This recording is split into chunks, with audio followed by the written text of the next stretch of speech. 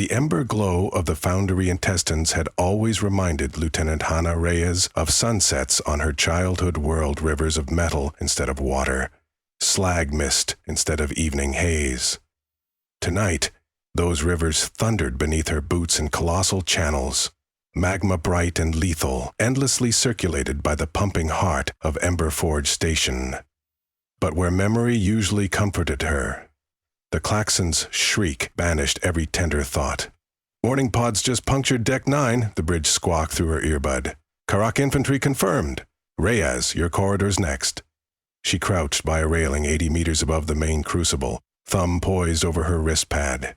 All along the flanks of the channel, her demolition team had slotted disc-shaped canisters, super-cooled plasma charges, each one a contradiction in engineering. Inside every disc, a sheath of magnetic containment held helium plasma, chilled to near narrow Kelvin.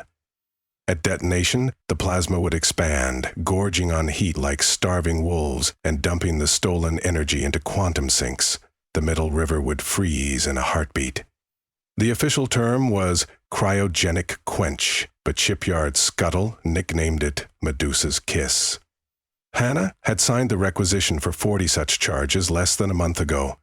Now only 12 remained, all clustered beneath her feet in Foundry Conduit C, primed and waiting. A shadow approached along the catwalk mesh. Chief Albert Irons, stoop-shouldered, welding goggles thrown up onto his graying buzz cut.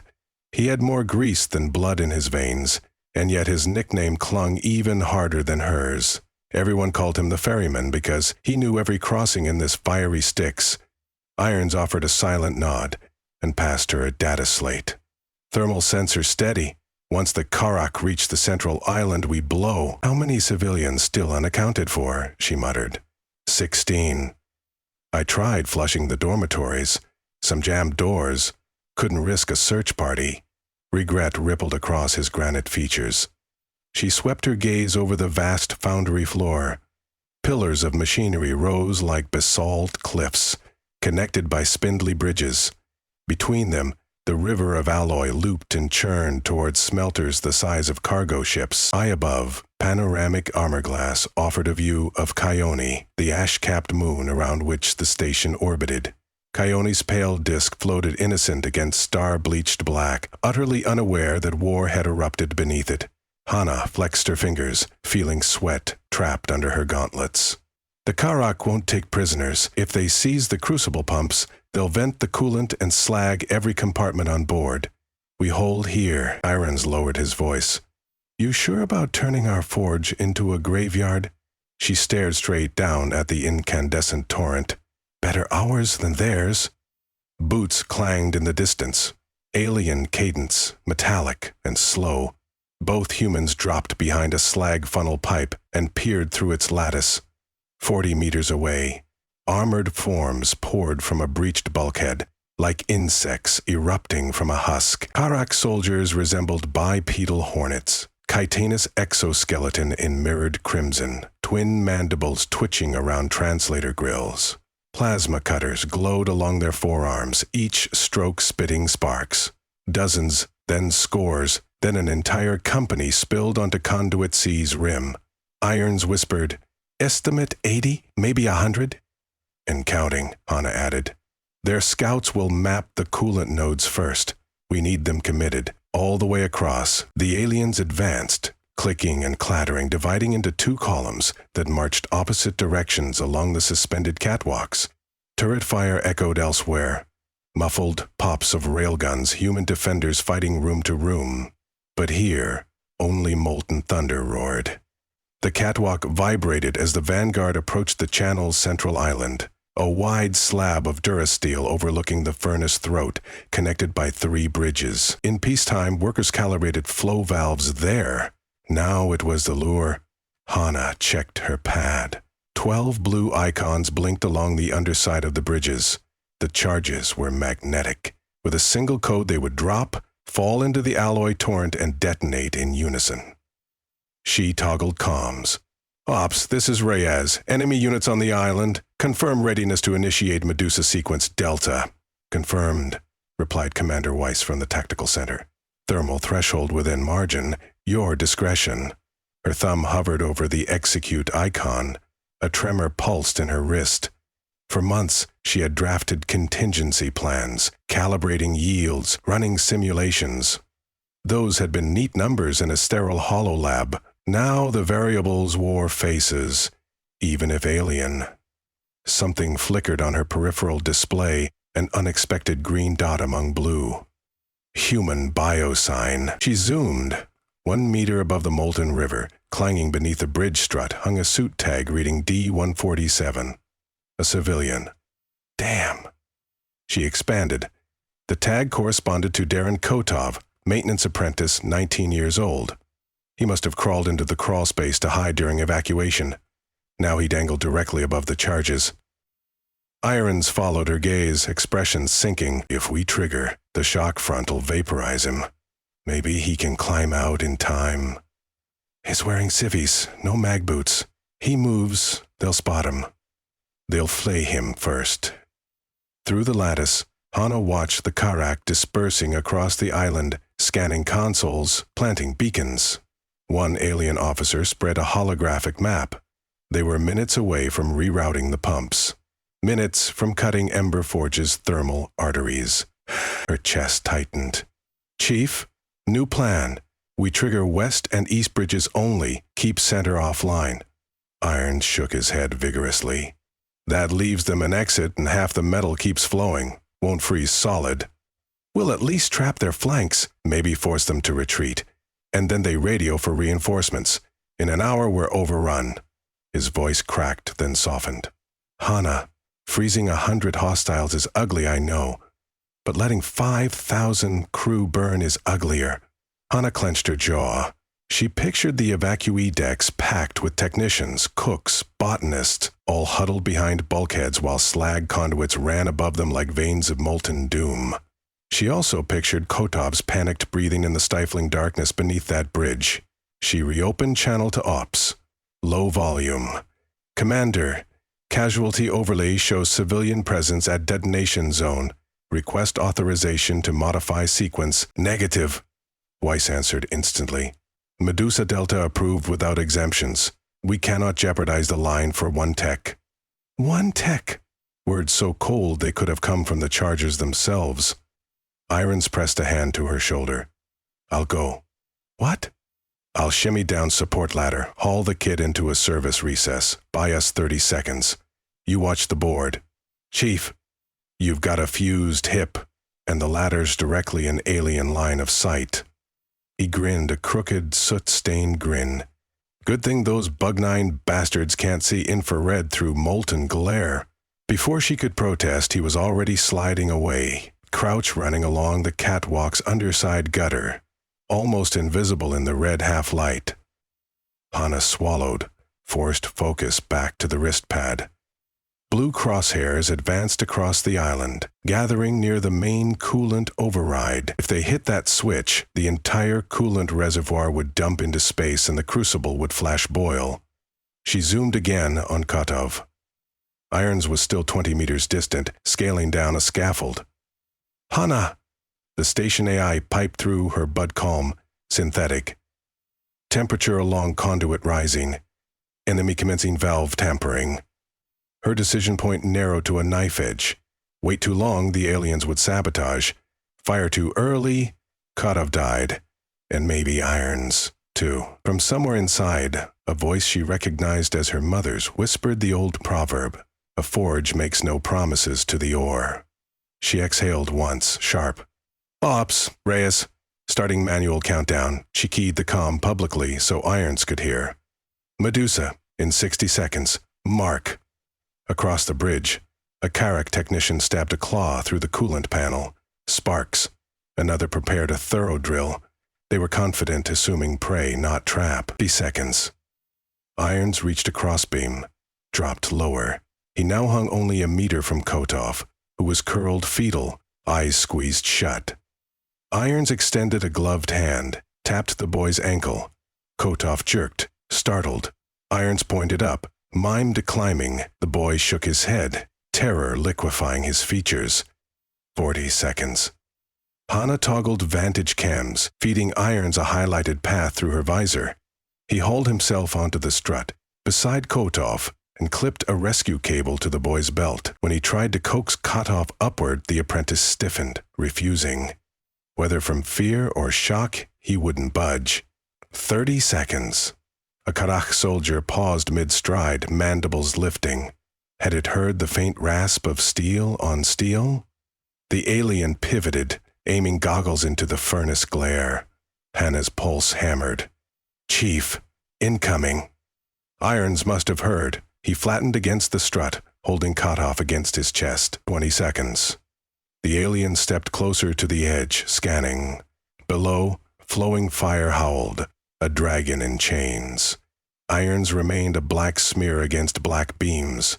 Another second passed, then the alien lost interest, turning back toward its squad. Hannah's exhale fogged her visor. 15 seconds. Irons tugged again. Kotov, perhaps sensing ticking doom through the cable vibrations, finally scrambled upward, inch by excruciating inch. 10 seconds. They reached the ladder rung bolted to the central pylon. Irons pushed the boy ahead. Kotov climbed, foot slipping once, but catching. 7. Anna's thumb quivered. She considered aborting, but coolant sabotage might finish any second. 6. Irons hooked himself onto the lowest rung. 5. The alien with the drill punched through the coolant intake. Sensors blared. 4. Hannah yelled, "Brace!" 3. She slammed the execute key. 2. 1. 0. The foundry floor detonated in a flash of ghost-white brilliance. No roaring explosion sound vanished, devoured by inverse flame. Where superheated alloy had surged, a storm of absolute cold erupted outward. The river's skin crusted instantly. Ripples fossilized in mid-wave. Shockwaves raced beneath the channel, quenching heat, stealing life. On the bridges, magnetic charges shattered into shards of vaporizing ceramic. The helium plasma, freed, inhaled 1 trillion joules. Metal groaned as it froze, swelled, cracked. The roar returned as stressed alloys screamed like gods in childbirth. The Karakh soldiers were seized mid-make-mater, one reaching for a console, another barking orders, a third lifting its plasma cutter. Icy vapor raced up their legs, crystallizing flesh and carapace alike, locking posture into timeless tableau. By the time any realized the trap, synapses had already turned to glass. Hannah ducked behind the slag pipe, heatless wind whipping her cheeks. The emergency visor auto-polarized against blind white flares. He felt the station bones tremble, and then eerily, silence. She rose. The molten river beneath Conduit Sea had become an iron glacier, surface glazed and matte, no longer glowing. Frost spread outward in delicate fractals, steam curling above like breath on winter air. Across that new continent stood hundreds of statues, alien warriors forever mid-stride, mandibles agape, weapons rigid. Some half embedded in the frozen slag, others toppled like dominoes, yet still fused to surface tension. Museum of war born in one heartbeat. Hannah's eyes hunted the central ladder. 2 living figures clung to it, alive, shivering but breathing. Iris had wrapped arms around Kotov and anchored their boots to a rung above the frost line. His welding jacket was scorched, face blistered, but his grin split wide when he saw her gesture, "Okay." She returned it, an immense weight lifting. "Ops?" She transmitted, voice hoarse. "Conduit C secure. Enemy neutralized, crucible flow halted but stable. Recommend immediate coolant purge to prevent thermal rebound." Commander Wace came back, uncharacteristically quiet. "Copy, Lieutenant. Boarding parties on adjacent decks are withdrawing. Medusa Delta, effective." Hannah stared at the island. Effective?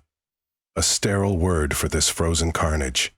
She compartmentalized the thought and sprinted along the bridging gantry to reach irons. Each footfall echoed across the newfound stillness. The air stank of ozone and sublimated metal, an impossible mixture of forge heat and cryogenic bite. She reached the ladder's base, where frost clung to the pylon like barnacles. "Chief, can you climb?" Irons grimaced. Hips locked up. He nudged Kotov. Kid's light, though. Kotov's lips trembled. I'm sorry. For what? Hana asked. I left my station when the alarm sounded. I panicked. You survived. That's your job tonight. She helped him to the catwalk, then secured a winch line to Irons's harness. As they hoisted the chief up, Hana's gaze wandered to the statues. They seemed almost serene now, intruders humbled into art. A bitter aftertaste coated her tongue. Victory often tasted like ash. The hull shook again, this time from external commotion. Weiss patched through. Lieutenant, enemy assault craft disengaging. Ember Forge reports all contact lost with Karak fleet elements in sector. Looks like they're retreating. Hana leaned on the railing, feeling the channel's cold radiate upward through steel plates.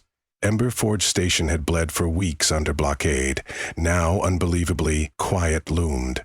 Inside that hush, a nagging question surfaced. What happens to the statues? The metal wouldn't stay solid. Once the plasma sinks saturated, latent heat would return, remelting the river. The aliens would sink into oblivion, and the foundry would resume production as though nothing had pierced its ancient rhythm. Irons limped to her side, motioning toward the scene. Hell of a sculpture garden, eh? Hell's the right word. She removed her helmet. Perspiration steamed in the chilly air. I thought I'd feel relief. Instead, I feel responsible. She gestured at the frozen forms. They came to kill us. Still, Medusa didn't give them the chance to surrender. Ionis scratched his beard. Remember my first day teaching you smelter protocols? I said, a forge is merciless, but it is never cruel. It just follows the laws you set. You set these laws to protect your people. Doesn't mean I like them. Good. He patted her shoulder. The day you like them is the day we lose ourselves. Kotov, wrapped in an emergency blanket, asked quietly, what if the charges failed? Would the metal have just swallowed them? Hana considered. Then we'd be the statues, kid. He nodded, throat tight. Crew and damage control teams arrived, scattering across catwalks with sensor wands and cranes. They began cording off the island, cataloging each frozen alien for intel. Some humans took pictures, reality too surreal not to document. Hana stepped aside to breathe in the forge's reborn silence. Above, the panorama panel still showed Keone's pale face. Icy moonlight mingled with flickering furnace light, a fusion of cold and warm, just like the station's heart now. She wondered if, from orbit, the station's thermal signature had flickered like a dying ember when the charges went off, only to flare anew. Perhaps the Karak commanders interpreted that as a sign their assault failed and recalled surviving units. A strategic lucky roll atop a brutal tactic. Weiss called again. Lieutenant Reyes, report to Central Tactics for debrief in 20. Copy. Irons sat on a rail, adjusting his exoskeletal brace. Tell them next time I want hazard pay, Chief. He grinned. Doesn't mean I don't want a raise. She smirked, then turned serious. Thank you. You and Kotov both. Station owes you. Station owes us all. He waved at the labyrinth of machinery. We keep this forge burning, we keep humanity's tide rolling. Hana nodded, but her gaze drifted to the statues again, now ringed with inspection lights. Somewhere beneath those frozen shells lay the last electric remnants of alien cognition. Still perhaps dreaming, in the instant before freeze, she imagined their final thoughts. A sudden, impossible cold, confusion, fear, regret, no different from any soldier on either side. A tech approached her with a holographic form. Ma'am, engineering requests authorization to cut heat to subloop E so we can refire the main path. Estimated melt time 3 hours. She signed the form mechanically. The foundry would soon roar back to life, slag returning to its endless voyage. The statues would dissolve, joining the liquid metal, recycled into future starship hulls. The Karak dead would become part of human vessels. An ironic amalgam roaming stars they'd once sought to conquer. As the tech departed, Hana spoke softly, half to herself, half to the forge. Let the dead find peace in the steel.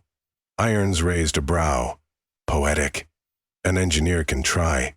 They began walking toward the exit lift, boots echoing across silent steel. Behind them, the frozen battlefield awaited its inevitable thaw, a temporary pause in the eternal conversation of heat and cold.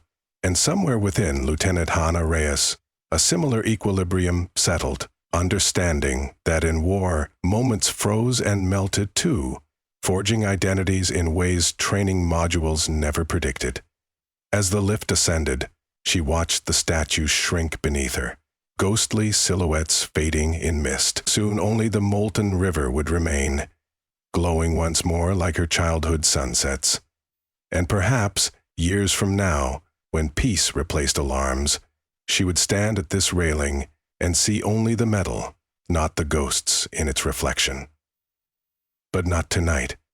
Tonight the forge remembered, and so would she.